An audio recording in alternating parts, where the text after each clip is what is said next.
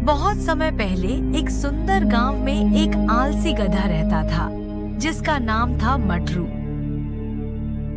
मटरू को काम करना बिल्कुल पसंद नहीं था। वह हमेशा घास खाने और सोने में व्यस्त रहता। आलस्य के कारण गांव वाले अक्सर उसे ताना मारते थे। गांव की चिंता, गांव के किसान उसकी आदतों से परेशान थे।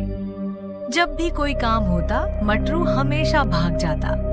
एक दिन गांव के मुखिया ने कहा, हमें इस आलसी गधे को सिखाना होगा कि मेहनत करना कितना जरूरी। नमस्कार दोस्तों, हमारे YouTube चैनल ग्रोथ पल्स में आप सभी का दिल से स्वागत है।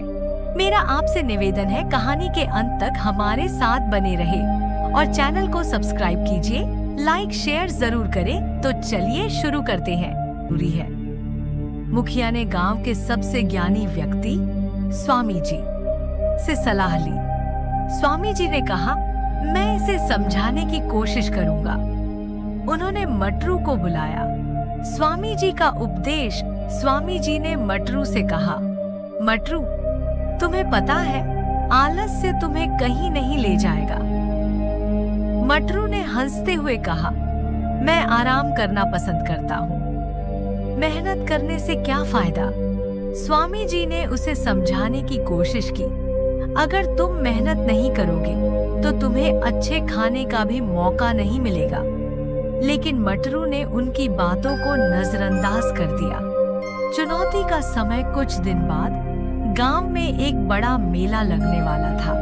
सभी लोग तैयारी कर रहे थे। स्वामी जी ने मटरू से कहा, अगर तुम मेहनत करोगे तो तुम मेले में खुशी से भाग ले सकोगे।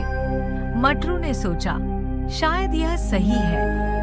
उसने तय किया कि वह थोड़ी मेहनत करेगा।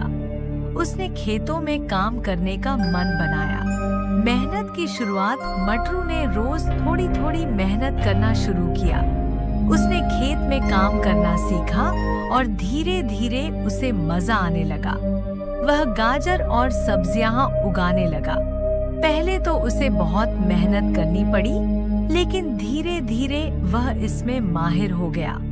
मेले का दिन जब मेला आया, मटरू ने अपनी उगाई हुई सब्जियों को सबके सामने पेश किया। गांव के लोग उसकी मेहनत की सराहना करने लगे। बच्चे उसकी सब्जियां देखकर खुश थे और बोले, वाह मटरू, तुमने मेहनत की और इतने अच्छे फल दिए। मटरू ने खुशी से कहा, मैंने मेहनत की और मुझे इसका फल मिला।